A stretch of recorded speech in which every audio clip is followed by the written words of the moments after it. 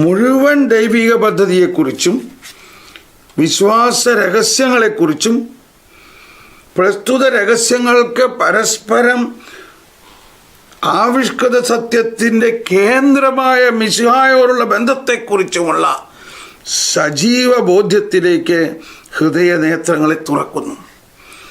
ദൈവാവിഷ്കരണത്തെക്കുറിച്ചുള്ള ജ്ഞാനത്തിൻ്റെ ആഴം ഉപരി വർദ്ധിപ്പിക്കുന്നതിന് പരിശുദ്ധാത്മാവ് തൻ്റെ ദാനങ്ങൾ ഭക്ഷിച്ചുകൊണ്ട് വിശ്വാസത്തെ നിരന്തരം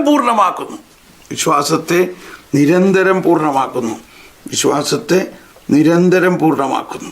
അപ്പോൾ നമ്മൾ വലുതാകും തോറും ഇതേ പ്രകാശത്തിൻ്റെ തന്നെ ഉള്ളടക്കത്തെ നമ്മൾ കൂടുതൽ മനസ്സിലാക്കണം. ഉള്ളടക്കത്തെ വിശുദ്ധ അഗസ്തീനോസ് പറയുന്നു, വിശ്വസിക്കാൻ വേണ്ടി ഗ്രഹിക്കുക, ഗ്രഹിക്കാൻ വേണ്ടി വിശ്വസിക്കുക. അപ്പോൾ ഇത് ഒരു ഇങ്ങനെ ഇങ്ങനെ ഇങ്ങനെ ഇങ്ങനെ ഇങ്ങനെ ഇങ്ങനെ നമ്മൾ വളരേണ്ട ഒരു ഗോണി പോലെയാണ്. ഇതിൻ്റെ മാർജിനൽ പാരഗ്രാഫിൽ ആദ്യം എഴുതിയിരിക്കുന്നത് 2705 ദൈവത്തിൽ വിശ്വസിക്കുന്ന ഒരുവൻ ദൈവത്തെ കൂടുതൽ അറിയുന്നതിനും അവിടുന്ന് വെളിപ്പെടുത്തിയ സത്യങ്ങൾ കൂടുതൽ ആഴത്തിൽ മനസ്സിലാക്കുന്നതിനും ആഗ്രഹിക്കുക സ്വാഭാവികമാണ്. ആ പ്രാർത്ഥനയുടെ ആവിഷ്കാരങ്ങളിൽ പലവിധ പ്രാർത്ഥനകളുണ്ട്. വാചിക പ്രാർത്ഥന, ധ്യാന പ്രാർത്ഥന, പിന്നെ ധ്യാനയോഗ പ്രാർത്ഥന, അതായത് വോക്കൽ പ്രെയർ, മെഡിറ്റേറ്റീവ് പ്രെയർ അഥവാ മെൻ്റൽ പ്രെയർ, കോൺടെംപ്ലേറ്റീവ് പ്രെയർ. അതിൽ മെൻ്റൽ പ്രെയർ അതിനിവിടെ കൊടുത്തിരിക്കുന്നത് ധ്യാനം എന്നാണ്. ധ്യാനം ആ ധ്യാനം എന്ന ശീർഷകത്തിൻ്റെ ആദ്യത്തെ പാരഗ്രാഫാണ്. അപ്പോൾ 2705. അപ്പോൾ ഇത് ബന്ധപ്പെടുത്തിയിരിക്കുന്നത് നമ്മൾ വിശ്വാസം യുക്തിയെ അന്വേഷിക്കുന്നു. എങ്ങനെയാണ് വിശ്വാസം യുക്തി അന്വേഷിക്കണേ? നമ്മളിലേക്ക് പകർന്നിരിക്കുന്ന ആ വിശ്വാസത്തിൻ്റെ ഉള്ളടക്കത്തെ ധ്യാന വിഷയമാക്കണം. ഇപ്പോൾ നോയമ്പ് കാലം എന്ന് പറഞ്ഞാൽ സഭ പിതാക്കന്മാരെല്ലാം പറയുന്നത് 50 നോയമ്പ് എന്ന് പറഞ്ഞാൽ സഭയുടെ മുഴുവൻ്റെയും ആനുവൽ റിട്രീറ്റാണ്. സഭ മുഴുവൻ്റെയും ആനുവൽ ധ്യാനമാണ്. സഭ മുഴുവൻ്റെയും വാർഷിക ധ്യാനമാണത്. അപ്പോൾ ധ്യാനം എന്ന് പറഞ്ഞാൽ കേൾക്കാം, സർവോപരി ഒരു അന്വേഷണമാണ്. ധ്യാനം സർവോപരി ഒരു അന്വേഷണമാണ്.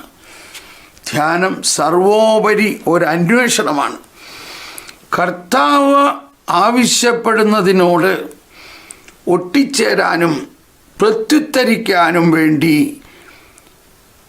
ക്രൈസ്തവ ജീവിതം എന്തിനെ എങ്ങനെ എന്ന് ആത്മാവ് അന്വേഷിക്കുന്നു.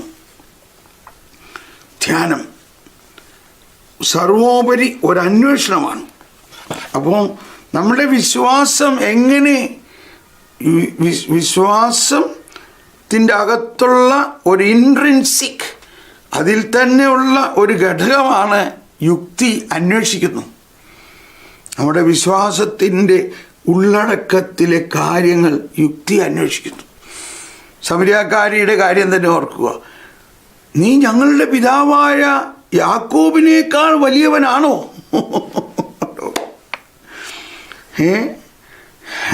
അതിനുശേഷം ഈശോ അവളോട് പറയൂ അവസാനം, സ്ത്രീയെ എന്നെ വിശ്വസിക്കുക. അത് കഴിഞ്ഞിട്ട് ഈശോ ഒരു അവതരണം നടത്തി കഴിഞ്ഞപ്പോൾ അവളുടെ അകത്ത് വരികയാണ്, ഞങ്ങൾക്കറിയാം മിശിഹ വരുമെന്ന് ഞങ്ങൾക്കറിയാം.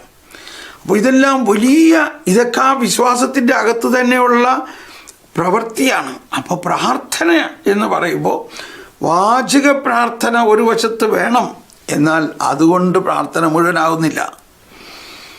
ധ്യാന പ്രാർത്ഥന വേണം. പ്രാർത്ഥന ധ്യാന വിഷയമാക്കണം. ആരാധനകളെല്ലാം ധ്യാന വിഷയമാക്കണം. ഒരേ ദിവസം ഒരുപോലെ പ്രാർത്ഥിക്കുന്ന പ്രാർത്ഥനകളാണ് എല്ലാമെങ്കിലും അത് ധ്യാന വിഷയമാക്കണം. എന്താണ് ധ്യാനം എന്ന് പറഞ്ഞാൽ? സർവോപരി ഒരു അന്വേഷണമാണ്. ഒരന്വേഷണമാണ്. സർവാധിപനാം കർത്താവ് എല്ലാ ദിവസവും പാടുന്നുണ്ടത്. അത് പാടി കഴിയുമ്പോൾ നമ്മുടെ ഉള്ളിൽ ഒരന്വേഷണം തുറക്കുകയാണ്. എന്താണ് ഈ സർവാധിപൻ എന്ന് പറഞ്ഞാൽ? ആ സർവാധിപൻ എന്ന് പറഞ്ഞാൽ എന്താണ്? ആരാണ്? എങ്ങനെയാണ് അവൻ സർവാധിപനാകുന്നത്? അപ്പോൾ ധ്യാനം ഒരന്വേഷണമാണ്. കർത്താവ് ആവശ്യപ്പെടുന്നതിനോട് ഒട്ടിച്ചേരാനും പ്രത്യുത്തരിക്കാനും വേണ്ടി ക്രൈസ്തവ ജീവിതം എന്തിന്, എങ്ങനെ എന്ന് ആത്മാവ് അന്വേഷിക്കുന്നു. അപ്പോൾ നമ്മുടെ ഉള്ളിൽ ഉള്ള പരിശുദ്ധാത്മാവ്, നമ്മുടെ ആത്മാവ് പരിശുദ്ധാത്മാവ്, ഒന്ന് നമ്മുടെ മാനുഷിക ആത്മാവ്, നമ്മളിൽ ദൈവം നൽകിയിരിക്കുന്ന നമ്മുടെ മനുഷ്യാത്മാവ്, ആ മനുഷ്യാത്മാവ് തന്നെ നമ്മളിൽ ഒരന്വേഷണം ആരംഭിക്കുന്നു. കർത്താവ് ആവശ്യപ്പെടുന്നതിനോട് ഒട്ടിച്ചേരാനും പ്രത്യുത്തരിക്കാനും വേണ്ടി നമ്മൾ പ്രത്യുത്തരിക്കണം.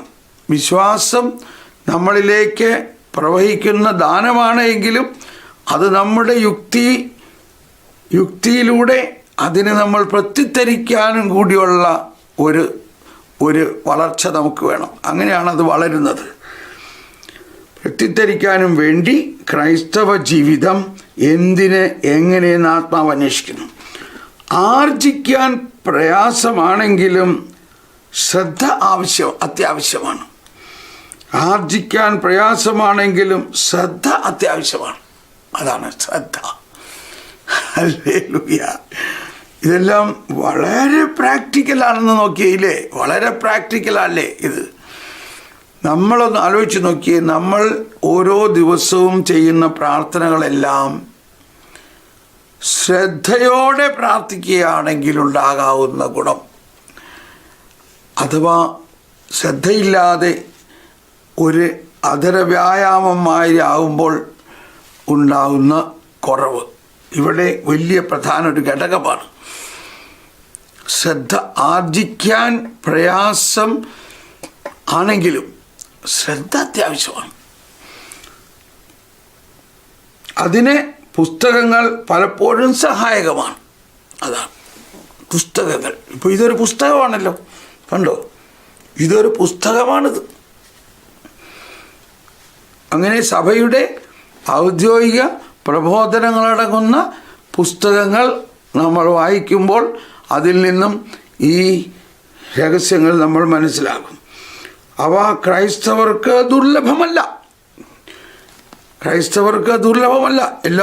ഇഷ്ടംപോലെ പുസ്തകങ്ങളുണ്ട് നമ്മളുടെ കയ്യിൽ, ഇഷ്ടംപോലെ പുസ്തകങ്ങളുണ്ട്. പക്ഷേ അത് വിവേചിച്ചറിയണം. കൈ കിട്ടുന്ന പുസ്തകങ്ങളെല്ലാം എടുത്ത് വായിക്കരുത്.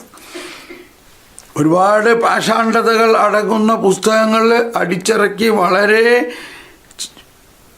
വില ചുരുക്കി മിക്കവാറും ഫ്രീ ആയിട്ട് തന്നെ കിട്ടുന്നുണ്ടാവും ഒരുപാട് പുസ്തകങ്ങൾ. അങ്ങനെ ഫ്രീ ആയിട്ട് കിട്ടിയാൽ പോരാ, കുറച്ച് കാശെല്ലാം കൊടുത്ത് തന്നെ വാങ്ങണം. സഭയുടെ ഔദ്യോഗിക പ്രബോധനങ്ങൾ അടങ്ങുന്ന പുസ്തകങ്ങൾ വാങ്ങണം. അതോടൊപ്പം വിശുദ്ധ ലിഖിതങ്ങൾ, പ്രത്യേകിച്ച് സുവിശേഷം,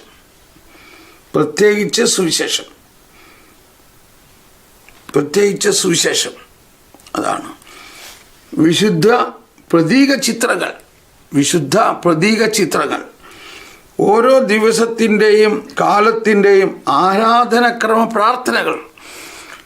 അപ്പോൾ വിശുദ്ധ കുർബാനയിൽ ഓരോ ദിവസവും വ്യത്യസ്ത പ്രാർത്ഥനകളുണ്ട്.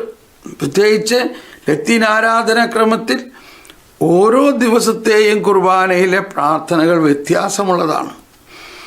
അതുപോലെ കാലാനുസൃതമായി, ഇപ്പോൾ സിറോ മലബാർ ക്രമത്തിലാണെങ്കിലും കാലത്തിനനുസരിച്ചുള്ള സങ്കീർത്തനങ്ങൾ, കാലത്തിനനുസരിച്ചുള്ള കാറുസൂസ, കാലത്തിനനുസരിച്ചുള്ള പ്രാർത്ഥനകളാണ്. അതിൻ്റെ വ്യത്യാസം മനസ്സിലാക്കണം. അവിടെ അങ്ങനെ ചെന്ന് നിന്ന് ആ പ്രാർത്ഥന കൂടിയാൽ പോരാ, അതിൻ്റെ ആ പ്രാർത്ഥനകളുടെ വ്യത്യാസം മനസ്സിലാക്കണം. പെട്ടെന്നൊരു ഉദാഹരണത്തിന് എടുക്കാം. ഇതാ നോയമ്പ് കാലം കണ്ടോ. നോയമ്പ് കാലത്ത് സങ്കീർത്തനമാല ഒന്ന് വേറെ, അതിനുശേഷം ഉള്ള പ്രകീർത്തനം വേറെ, അതിനുശേഷം കാരോസൂസ വേറെ. ആ കാരോസൂസയിൽ നമുക്കെല്ലാവർക്കും അനുതാപത്തോടും ഭക്തിയോടും കൂടി താവങ്ങളുടെ അപേക്ഷകൾക്ക് എന്ന് പ്രാർത്ഥിക്കാം. പരിശുദ്ധാത്മാവിനാൽ വനത്തിലേക്ക് നയിക്കപ്പെടുകയും 40 രാവും 40 പകലും തപസ്സനുഷ്ഠിക്കുകയും ചെയ്ത കർത്താവേ, കണ്ടോ, തപസ്സിൻ്റെയും പ്രായശ്ചിത്തത്തിൻ്റെയും അരൂപിയാൽ ഞങ്ങളെ നിറയ്ക്കണമേ. അപ്പോൾ ഇങ്ങനെ വ്യത്യസ്തമാണ് ഈ കാലം. ഇനി ഉയർപ്പ് വരുമ്പോഴേക്കും വേറെ കാലമായി. ഉയർപ്പ് കാലത്ത് വഴിയും സത്യവും ജീവനുമായ മിശിഹായെ, നിന്റെ പുനരുത്ഥാനത്തിൽ ആനന്ദിക്കുന്ന ഞങ്ങളെ അന്ധകാരത്തിൽ നിന്ന് പ്രകാശത്തിലേക്കും അസത്യത്തിൽ നിന്ന് സത്യത്തിലേക്കും മരണത്തിൽ നിന്ന് മരണമില്ലായ്മയിലേക്കും ആനയിക്കണമെന്ന് നിന്നോട് ഞങ്ങൾ പ്രാർത്ഥിക്കുന്നു. കണ്ടോ,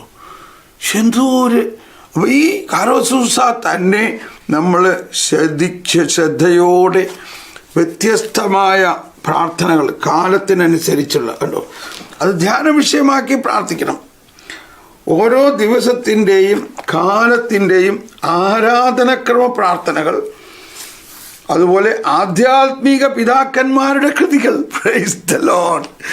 ആധ്യാത്മിക പിതാക്കന്മാർ, അതാണ് സഭാപിതാക്കന്മാർ. വിശുദ്ധ ജെറോം, വിശുദ്ധ അഗസ്തീനോസ്, വിശുദ്ധ അംബ്രോസ്, വിശുദ്ധ ഹിലാരിയോസ്, വിശുദ്ധ റാബാനോസ്, ഇവരുടെ എല്ലാം കൃതികളും പുസ്തകങ്ങളും എല്ലാം നമുക്ക് ലഭ്യമാണ്. ഇപ്പോൾ നമ്മളിപ്പോൾ പഠിക്കുന്ന കറ്റേനാവുറയായിൽ ഈ ആധ്യാത്മിക പിതാക്കന്മാർക്ക് ലഭിച്ചിട്ടുള്ള വെളിപാടുകളാണ്. അപ്പോൾ അതെല്ലാം പഠിക്കാൻ നമ്മൾ ഉത്സുകരാകണം. ആധ്യാത്മികതയെ സംബന്ധിച്ച കൃതികൾ, അതാണ് ആധ്യാത്മിക പിതാക്കന്മാരുടെ കൃതികൾ, ആധ്യാത്മികതയെ സംബന്ധിച്ച കൃതികൾ. അപ്പോൾ പ്രാർത്ഥനയെക്കുറിച്ച് തന്നെയുള്ള കൃതികൾ, അഭ്യന്തര ഹർമ്മങ്ങൾ, അത് അമ്മ തെരേസ്യയുടെ അഭ്യന്തര ഹർമ്മങ്ങൾ, സുഹൃത സരണി, നമ്മുടെ യോഹന്നാൻ ക്രൂസിൻ്റെ ഇരുണ്ട രാത്രികൾ, കർമ്മല മലകയറ്റം, വിശുദ്ധ കൊച്ചുരസ്യ പുണ്യവതിയുടെ, ഇങ്ങനെയുള്ള ആധ്യാത്മികതയെ സംബന്ധിച്ച കൃതികൾ, സൃഷ്ടിയുടെയും ചരിത്രത്തിൻ്റെയും മഹത് ഗ്രന്ഥം, ദൈവത്തിൻ്റെ ഇന്നിനെ സംബന്ധിക്കുന്ന ലിഖിത താൾ. ദൈവത്തിൻ്റെ ഇന്ന് എന്ന് പറഞ്ഞാൽ ആൽഫായും ഒമേഗായുമാണ്. ഇന്ന് ദൈവത്തെ സംബന്ധിച്ച് എപ്പോഴും ഇന്നാണ്. ദൈവത്തിന് ഇന്നലെയും നാളെയും ഇല്ല. ദൈവത്തിന് ഇപ്പോൾ നമ്മൾ മനസ്സിലാക്കി, ഈ വിശുദ്ധ ഹിലാരിയോസ് പറഞ്ഞത്, അതായത് ഈ 40 ദിവസത്തെ ഉപവാസ കാലഘട്ടത്തിൽ ഈശോയ്ക്ക് വിശന്നില്ല എന്നത്, ഈശോ ഉയർത്തെഴുന്നേറ്റ് കഴിഞ്ഞ് 40 ദിവസത്തെ ആ കാലഘട്ടത്തിൻ്റെ ഒരവസ്ഥയുടെ പ്രതിഫലനമാണ്, ആ അവസ്ഥയുടെ മുൻ അനുഭവമാണ്. അപ്പോൾ ഈ മുൻ അനുഭവം എന്ന് പറയുമ്പോൾ നമുക്ക് സംശയമാണ്, അതെങ്ങനെ ഉയർത്ത് കഴിയാണ്ട് ഈശോയുടെ ഉയർപ്പിൻ്റെ അനുഭവം അതിന് മുൻപ് കിട്ടണേ? കർത്താവിനെ സംബന്ധിച്ച് ഇന്നലെ, ഇന്ന്, നാളെ എല്ലാം ഇന്ന് തന്നെയാണ്. അതാണ് ദൈവം എന്നുള്ളതിൻ്റെ മറ്റൊരു വലിയ അർത്ഥം. ദൈവത്തെ സംബന്ധിച്ച് ആൽഫായും ഒമേഗായുമാണ്. ഈശോ യോഹന്നാൻ്റെ സുവിശേഷത്തിൽ മാർത്തായോട് പറഞ്ഞു, നിന്റെ സഹോദരൻ ഉയർക്കും. അപ്പോൾ മാർത്ത പറഞ്ഞു, അന്ത്യദിനത്തിൽ അവൻ ഉയർക്കുമെന്ന് ഞങ്ങൾക്കറിയാം. കണ്ടോ, വിശ്വാസ പ്രമാണത്തിൽ നമ്മൾ പ്രഘോഷിക്കുന്നതാണ്. ശരീരത്തിൻ്റെ ഉയർപ്പിന് നിത്യവായുവത്തിൽ ഞങ്ങൾ വിശ്വസിക്കുന്നു എന്നും പറഞ്ഞ് നമ്മളങ്ങ് പോവുകയാണ്. ഇപ്പോൾ വിശ്വാസ പ്രമാണം പഠിക്കുമ്പോഴാണ് ഇപ്പോൾ ഇതൊക്കെ വിശ്വാസ പ്രമാണത്തിലേക്ക് പ്രവേശിക്കുന്നതിന് ആരംഭമായിട്ടുള്ളൂ. ശരീരത്തിൻ്റെ ഉയർപ്പിന് നിത്യവായുവത്തിൽ ഞങ്ങൾ വിശ്വസിക്കുന്നു, ആമേൻ. എന്താ ശരീരത്തിൻ്റെ ഉയർപ്പ്? ആദ്യം തന്നെ ഇത് തന്നെ നമ്മൾ വിശ്വസിക്കുന്നുണ്ടോ? ഈ ശരീരം, നമ്മുടെ ഈ ശരീരം അഴുകി പോകുന്നത് ഉയർത്തെഴുന്നേൽക്കും എന്ന് വിശ്വസിക്കാൻ പറ്റുന്നുണ്ടോ? അത് തന്നെ വലിയൊരു വിശ്വാസമല്ലേ? മാർത്തായോട് പറയണം, അന്ത്യദിനത്തിൽ ഉയർക്കും എന്ന് അവൾ വിശ്വസിക്കുന്നു. മനസ്സിലായി? പെട്ടെന്ന് അന്ത്യദിനം ശ്രദ്ധിക്കൂ. അന്ത്യദിനത്തിൽ എല്ലാവരും ഉയർക്കും. അത് തന്നെ വലിയ കാര്യം. അപ്പോൾ ഈശോ പറയാണ്, ഞാനാകുന്നു ഉയർപ്പ്. I am the resurrection. ഞാനാകുന്നു ഉയർപ്പ്. എന്നിൽ വിശ്വസിക്കുന്നവൻ മരിച്ചാലും ജീവിക്കും. അങ്ങനെ വിശ്വസിച്ച് ജീവിക്കുന്നവൻ മരിക്കുകയില്ല. എന്തായി കേക്കണേ? ഇതെന്തായി കേക്കണേ? ഇവളാകെ അന്തം വിട്ടുപോയി. ഈ അന്ത്യദിനത്തിൽ സകല മനുഷ്യരുടെയും മരിച്ച അഴുകിയ ശരീരത്തെ ഉയർപ്പിക്കുന്ന കർത്താവ് ഇവിടെ എൻ്റെ മുമ്പിൽ നിൽക്കുന്നു. ആരാണ് നിൽക്കുന്നത്? ഞാനാകുന്നു ഉയർപ്പ്. ആരാണ് നിൽക്കുന്നത്? ഉയർപ്പ്. ആരാണ് നിൽക്കുന്നത്? നമ്മുടെ സുഹൃത്തായ യേശു ക്രിസ്തു, ആശാരി ചെറുക്കൻ. എന്നാൽ അതാരാ? ഉയർപ്പ്. ഏതുയർപ്പ്? അന്ത്യദിനത്തിൽ സകലരെയും ഉയർപ്പിക്കുന്ന ഉയർപ്പ് ഇവിടെ നിൽക്കുന്നു. ഒന്ന് ആലോചിച്ച് നോക്കിയാൽ അവളുടെ തലയിൽ എന്താ സംഭവിച്ചിരിക്കുക? ഇപ്പോൾ അവളുടെ ബോധ്യത്തിൽ എന്താ സംഭവിച്ചിരിക്കുക? ഇതാണ് വിശ്വാസത്തിലുണ്ടാകേണ്ട ഉയർപ്പ്, അല്ല വിശ്വാസത്തിലുണ്ടാകേണ്ട ഉയർച്ച. അവളുടെ അകത്ത് വിശ്വാസമുണ്ട് അന്ത്യദിനത്തിൽ ഉയർക്കുമെന്ന്. എന്നാൽ എങ്ങനെയാണ് ഈ ഉയർപ്പ്? ആരാണ് ഉയർപ്പിക്കുന്നത് എന്നത് ഇപ്പോൾ കർത്താവ് ഈശോ മിശിഹാ തന്നെ പഠിപ്പിക്കുകയാണ്. ഇത് അവൾക്ക് വേണ്ടി മാത്രമല്ല, ഇത് നമ്മൾ ഓരോരുത്തർക്കും വേണ്ടിയാണ്. കണ്ടോ, ഈ നൊയമ്പ് കാലം ആരംഭിക്കുക എന്ന് പറഞ്ഞാൽ നമ്മൾ ഇതിനെപ്പോഴും മനസ്സിലാക്കിയണം. നമ്മുടെ പ്രാർത്ഥനകളിലെല്ലാം ഉണ്ട്. ലത്തീൻ ആരാധനാക്രമത്തിലെ ഈ ഞായറാഴ്ചത്തെ പ്രാർത്ഥനയിൽ കുർബാനയുടെ ഇടയ്ക്കുള്ളൊരു പ്രാർത്ഥന ഇതായിരുന്നു: അങ്ങയുടെ നിത്യമായ ഉയർപ്പിലേക്ക് ഞങ്ങളെ അങ്ങ് സ്വാഗതം ചെയ്തിരിക്കുന്നു.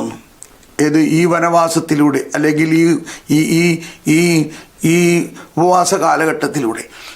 അപ്പോൾ ഒരു വശത്ത് ദൈവത്തിനെ നമ്മൾ ആരാധനാക്രമം അനുസരിച്ച് നമ്മൾ കാലങ്ങളുണ്ട്. പിറവിക്കാലം, നോയമ്പ് കാലം, ഉയർപ്പ് കാലം.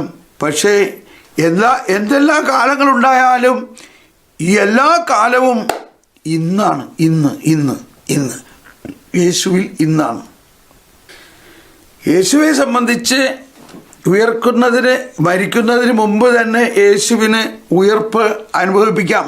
കാരണം യേശു ഇന്നലെയും ഇന്നും എന്നും ഒരാൾ തന്നെയാണ്. എന്നാൽ അതേ സമയത്ത് രക്ഷാകര ചരിത്രത്തിൻ്റെയും രക്ഷാകര എക്കോണമി ഓഫ് സാൽവേഷൻ, രക്ഷാകര പദ്ധതിയുടെ ഭാഗമായിട്ട് അതിന് ക്രമമുണ്ട്. പാപം എല്ലാവരെയും ഞാൻ ഏറ്റെടുക്കണം, ഞാൻ മരിക്കണം, ഞാൻ മരിക്കുന്നതിന് അവരെന്നെ മരിക്കും, എന്നാ എനിക്കറിയാം ഞാൻ ഉയർക്കുമെന്ന്.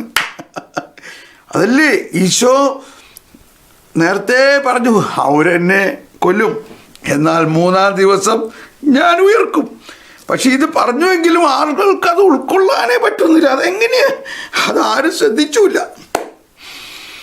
ഈ അപ്പസ്തോലന്മാർ പോലും അത് മനസ്സിലായില്ല. അതാണ് മനസ്സിലാക്കൽ, അണ്ടർസ്റ്റാൻഡിങ്. അത് പരിശുദ്ധാത്മാവിൻ്റെ പ്രവർത്തനമാണ്. മാതാവിനെ മനസ്സിലായി കാണും. കാരണം മാതാവിൽ മുൻപേ തന്നെ അതിൻ്റെ ആ പൂർണ്ണമായ അനുഭവം കൃപ നൽകിയിരിക്കുന്നത് കൊണ്ട്. അപ്പോൾ ഇവിടെ വലിയൊരു വിഷയമാണ് ഇന്ന് എന്നുള്ളത്. ആധ്യാത്മികതയെ സംബന്ധിച്ച കൃതികൾ, സൃഷ്ടിയുടെയും ചരിത്രത്തിൻ്റെയും മഹത് ഗ്രന്ഥം ദൈവത്തിൻ്റെ ഇന്നിനെ സംബന്ധിക്കുന്ന ലിഖിതത്താൽ, ദൈവത്തിൻ്റെ ഇന്നാണ് സുവിശേഷം മുഴുവനും. ഇന്ന് നീ എൻ്റെ കൂടെ ഉണ്ടായിരിക്കും, ഇന്ന് നിൻ്റെ സഹോദരൻ ഉയർക്കും, അന്ത്യദിനത്തിൽ അവൻ ഉയർക്കുമെന്ന് ഞങ്ങൾക്കറിയാം. ആ അന്ത്യദിനത്തിൽ ഉയർപ്പിക്കുന്നവനാണ് ഇന്ന് ഇവിടെ നിൽക്കുന്നത്. അപ്പോൾ ഇന്ന് നമ്മൾ പലപ്പോഴും ഇന്നലകളെക്കുറിച്ച് ഓർത്ത് വിഷമിക്കുന്നു, നാളെയെക്കുറിച്ച് ഓർത്ത് ഉത്കണ്ഠപ്പെടുന്നു. എന്നാൽ കർത്താവ് ഈശോ മിശിഹാ തന്നെ പറയാണ്, നിങ്ങൾ നാളെയെക്കുറിച്ച് ഉത്കണ്ഠപ്പെടേണ്ട, നിങ്ങൾ ഇന്നത്തെ ഉത്കണ്ഠകൾ മതി. എന്തുകൊണ്ടാ? ഈ നാളത്തെ ആള് തന്നെയാണ് ഇന്ന് ഇവിടെ നിൽക്കണേ. നാളെ എന്ത് സംഭവിക്കുമെന്നുള്ളതിൻ്റെ എല്ലാം കടലാസ് മാസ്റ്റർ പ്ലാൻ പോലെ അദ്ദേഹത്തിൻ്റെ കയ്യിലുണ്ട്.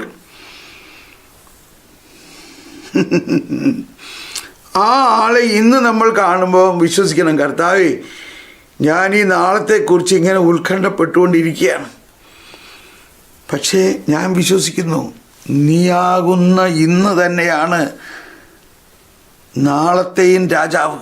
നീ ഇന്നിൻ്റെ രാജാവാണ്, നീ ഇന്നിൻ്റെ പരിപാലകനാണ്. നിന്നെ സംബന്ധിച്ച് ഇന്ന് നീ പരിപാലിക്കുന്ന പോലെ തന്നെ നാളെയും പരിപാലിക്കും. ഇന്ന് തന്നെ നിനക്ക് നാളത്തെ കാര്യമല്ല അറിയാം, ഇന്ന് തന്നെ നിനക്ക് ഇന്നലത്തെ കാര്യമല്ല അറിയാം. അങ്ങനെ ഒന്ന് വിശ്വസിക്കാൻ ശ്രമിച്ചു എന്ന്. ഇവിടെയാണ് ഈ ജ്ഞാനം നമ്മളിൽ പ്രവർത്തിക്കേണ്ടത്. നമ്മൾ നാളത്തെക്കുറിച്ച് വളരെ ആകുലരാണ്. എല്ലാവരുടെയും അവസ്ഥ അതാണ്. എന്തുകൊണ്ടാണ് ആകുലപ്പെടാൻ സാധ്യത? ഈ നാളെയുടെ രാജാവ് ഇന്ന് നമ്മുടെ പോക്കറ്റിലുണ്ട്. ആരാണത്? നമ്മുടെ കർത്താവ് യേശു മിശിഹാ. ആ നമ്മുടെ കർത്താവ് ഈശോ മിശിഹാ രാജാതിരാജനാണ്. എന്തിൻ്റെ രാജാവ്? നമ്മളാ രാജകീയ അഭിഷേകത്തെക്കുറിച്ച് ചിന്തിച്ചില്ലേ? ആ രാജകീയ അഭിഷേകത്തിൻ്റെ പ്രാധാന്യം എന്താണ്? യുഗങ്ങളുടെ രാജാവാണ്, സ്വർഗത്തിൻ്റെയും ഭൂമിയുടെയും രാജാവാണ്, ലോകത്തിൻ്റെയും പാതാളത്തിൻ്റെയും രാജാവാണ്, സ്വർഗത്തിൻ്റെയും ഭൂമിയുടെയും പാതാളത്തിൻ്റെയും രാജാവാണ്, കാലങ്ങളുടെ രാജാവാണ്. അവനിൽ സകലതും സമ്മേളിച്ചിരിക്കുന്നു, അവനിൽ സകലതും ഒന്നായിരിക്കുന്നു, അവനിൽ സകലതും ഇന്നാണ്, ഇന്ന്. അപ്പോൾ ഇതെല്ലാം ഇപ്പം നമ്മൾ ധ്യാനിക്കുകയായിരുന്നു. ഇതെല്ലാം ധ്യാന വിഷയമാക്കണം. ഖണ്യകളിൽ അടുത്തത് 1827. ഇത് സ്നേഹത്തെക്കുറിച്ചാണ്. ഇത് സുഹൃത്തുക്കളെക്കുറിച്ചുള്ള വിശ്വാസം, പ്രത്യാശ, സ്നേഹം. അബ്രാഹാം, ഇസ്ഹാക്ക്, യാക്കോബ്. അപ്പോൾ ആ സ്നേഹത്തിൻ്റെ മേഖലയാണ് ഇനി. അപ്പോൾ നമ്മളുടെ ഈ വിശ്വാസം യുക്തി അന്വേഷിക്കുന്നു എന്ന് പറയുമ്പോൾ, ഒന്ന് ആ വിശ്വാസത്തിൻ്റെ ഉള്ളടക്കവും, രണ്ട് സ്നേഹത്താലാണ്. 1827 സ്നേഹത്താലാണ് സകല സുഹൃത്തുക്കളുടെയും പരിശീലനം സജീവമാക്കപ്പെടുന്നതും പ്രചോദിപ്പിക്കപ്പെടുന്നതും. സ്നേഹമാണ്, ദൈവം തന്നെ സ്നേഹമാണ്. കണ്ടോ? സ്നേഹത്താലാണ് സകല സുഹൃത്തുക്കളുടെയും പരിശീലനം സജീവമാക്കപ്പെടുന്നത്. അതിവിടെ പറയുന്നതിൻ്റെ കാരണം 158 പറഞ്ഞിരിക്കുന്ന ഒരു വരി ഇതാണ്: സ്നേഹാഗ്നിയിൽ ഉപരി ജ്വലിക്കുന്ന ഒരു വിശ്വാസമായി ഇത് ഭവിക്കുന്നു. സ്നേഹാഗ്നിയിൽ, അതാണ് വിശ്വാസം. സ്നേഹാഗ്നിയിൽ ഉപരി ജ്വലിക്കുന്ന ഒരു വിശ്വാസം, അതാണ് നമ്മൾ വിശ്വസിക്കുമ്പോൾ കർത്താവ് തന്നെ പറഞ്ഞിട്ടുള്ള കാര്യങ്ങളെല്ലാം പഠിക്കുമ്പോഴും അതിൻ്റെ അകത്ത് ഒരു സ്നേഹാഗ്നിയുടെ ജ്വലനം ഉണ്ടാകണം. ദൈവം സ്നേഹമാകുന്നു, ദൈവം ജ്ഞാനമാകുന്നു. സ്നേഹവും ജ്ഞാനത്തിലൂടെയാണ് ദൈവം സകലതും സൃഷ്ടിച്ചത്. 295 ജ്ഞാനവും സ്നേഹം കൊണ്ട് ദൈവം സൃഷ്ടിക്കുന്നു. ജ്ഞാനത്താൽ അങ്ങനെ സൃഷ്ടിച്ചു ഭൂമി.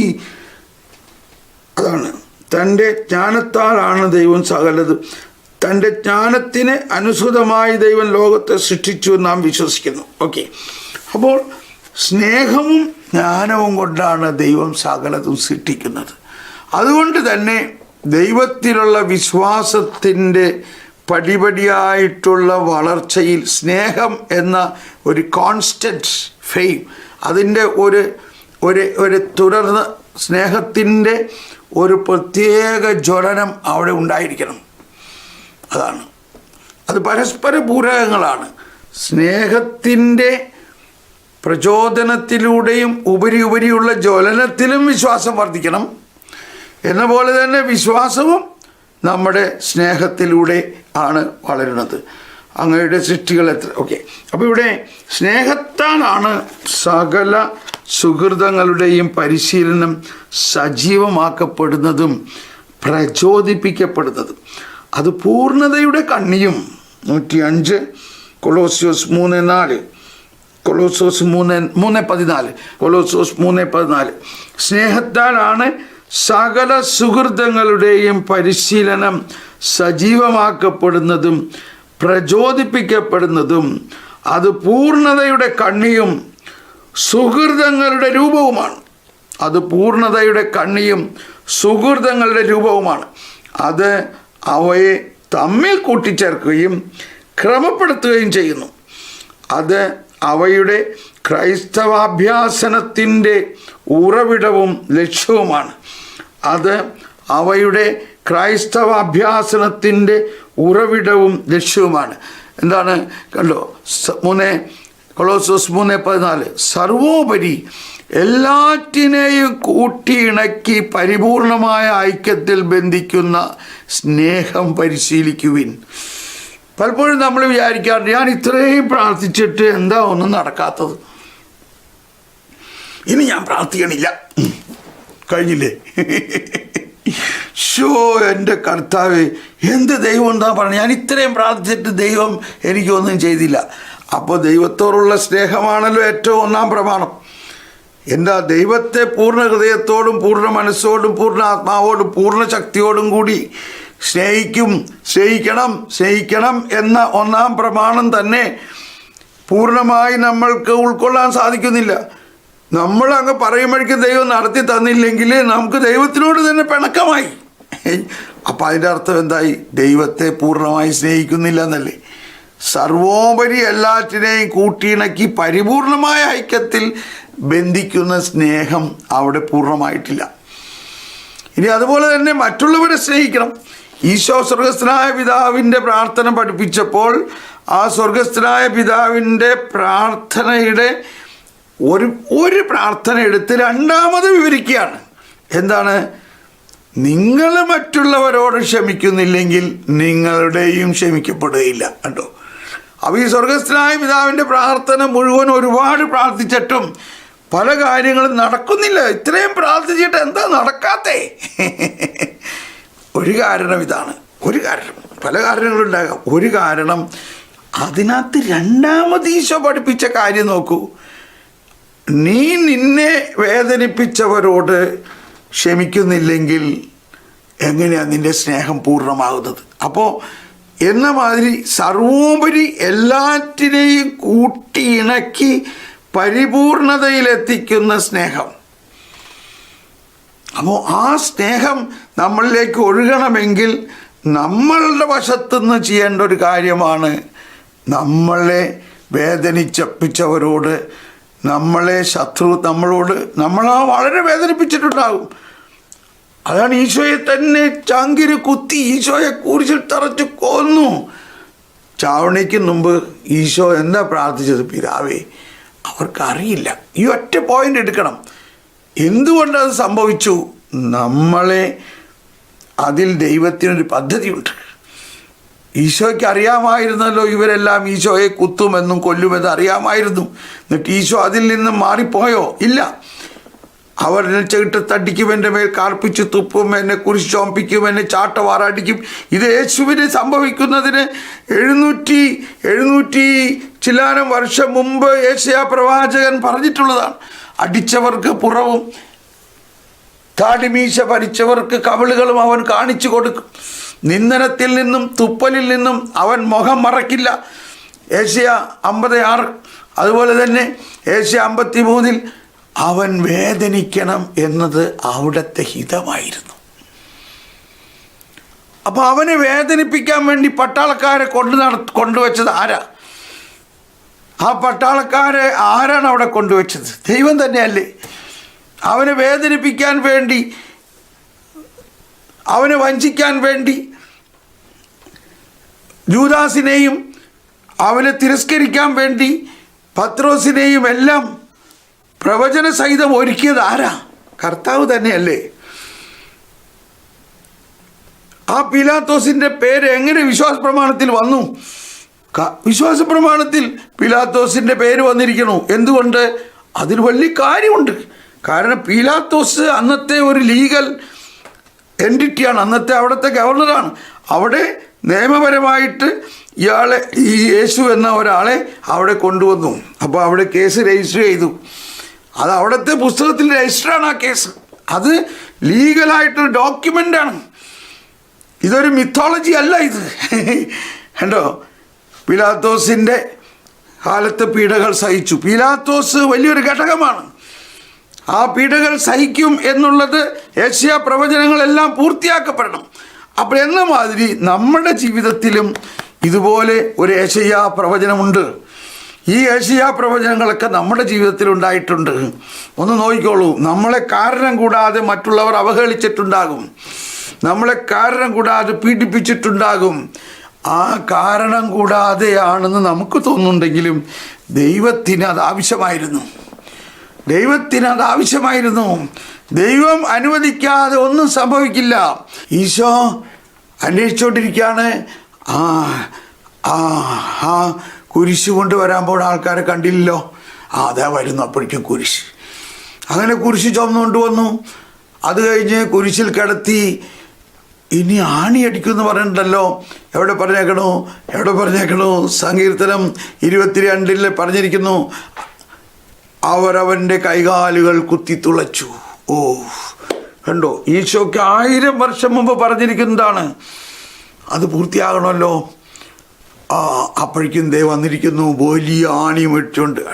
ഇപ്പോൾ അവിടെ ഈശോ അവിടെ വേദനിക്കുമ്പോൾ അതേസമയം ഈശോ ഉള്ളിൽ കാണുന്നത്, ഓ, ആ വചനം എന്നിൽ പൂർത്തിയായി. അത് കഴിഞ്ഞ് അവിടെ എഴുതിയിട്ടുണ്ടല്ലോ, അവൻ്റെ വസ്ത്രങ്ങൾക്ക് ചിട്ടിയിട്ടു. നോക്കുമ്പോൾ അവിടെ നോക്കുകയാണ്. ഈശോ കുരിശിൽ കിടക്കുമ്പോൾ കാണുകയാണ്. അവിടെ ഭയങ്കര ബഹളം. എന്തിനെ പ്രതിയാണ്? തൻ്റെ വസ്ത്രങ്ങളെ പ്രതി. അവസാനം അവർ ഒത്തുതീർപ്പിലായി, നമുക്ക് ചിട്ടിയിട്ടെടുക്കാം. അപ്പോഴാണ് ഈശോ പറഞ്ഞത്, എല്ലാം പൂർത്തിയായി. എന്ത് പൂർത്തിയായി എന്നാ പറയണേ? ഈ പ്രവചനങ്ങളെല്ലാം പൂർത്തിയായി. അപ്പോൾ ഈ പ്രവചനങ്ങൾ യേശുവിൽ പൂർത്തിയായ പോലെ നമ്മൾ ഓരോരുത്തരിലും പൂർത്തിയാകണോ വേണ്ടയോ? അപ്പോൾ നമ്മുടെ ജീവിതത്തിൽ അമ്മായിയമ്മയാകാം, അമ്മായിയപ്പനാകാം, മരുമോളാകാം, അല്ലെങ്കിൽ ഭർത്താവാകാം, നമ്മളിൽ മറ്റ് മക്കളിൽ നിന്ന് തന്നെ ആകാം, നമ്മൾ ഏറ്റവും സ്നേഹിക്കുന്നവരിൽ നിന്നാകാം. നമ്മൾ ഫോറിനിൽ കൊണ്ടുവന്ന് ജോലി മേടിച്ചു കൊടുത്ത നമ്മുടെ സഹോദരൻ, അവനെ ജോലി മേടിച്ചു കൊടുത്ത്, അവന് സകലതും മേടിച്ചു കൊടുത്ത്, അവനെ പെണ്ണും കെട്ടിച്ച് കല്യാണമൊക്കെ നടത്തിക്കൊടുത്ത് അവനെ ഒരു ലെവലിലാക്കി. എന്നിട്ട് അവൻ്റെ മോളുടെ ആദ്യ കുർബാനയ്ക്കുള്ള പാട്ട് എന്നെ വിളിച്ചില്ല ബ്രദറെ. ഇതാണ് നമ്മുടെ അവസ്ഥ.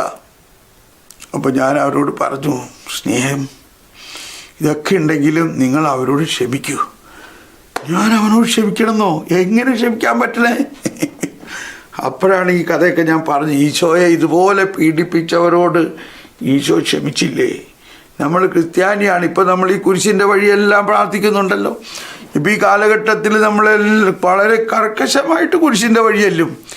കുരിശിൻ്റെ വഴി പ്രാർത്ഥിച്ചത് കൊണ്ട് മാത്രം ആയില്ല. ആ കുരിശിൻ്റെ വഴി നമ്മുടെ ജീവിതത്തിലുണ്ട്. നമ്മുടെ ജീവിതത്തിൽ പട്ടാളക്കാരെ ഈശോയെ ചാട്ടവാറ് കൊണ്ട് അടിച്ച പോലെ നമ്മളെ അടിച്ചിട്ടുള്ള ഭാഗങ്ങളുണ്ടാകാം. നാവ് കൊണ്ടോ പ്രവൃത്തി കൊണ്ടോ വാക്ക് പല വിധത്തിൽ നമ്മളെ പീഡിപ്പിച്ചവരുണ്ടാകാം. അവരെ ഈശോ നോക്കിയിരുന്ന് അവരോട് ക്ഷമിക്കുകയാണ്, അവരോട് നോക്കിയിരിക്കുകയാണ്. അവർ വന്നില്ലല്ലോ, അവരടിച്ചില്ലല്ലോ. അടിച്ചവർക്ക് പുറവും താടിമീശ പരിച്ചവർക്ക് കവിളുകൾ, ആ വചനം പൂർത്തിയാകണ്ടേ? അവരോട് ഞാൻ ക്ഷമിക്കണ്ടേ? അവരെ ഞാൻ സ്നേഹിക്കണ്ടേ?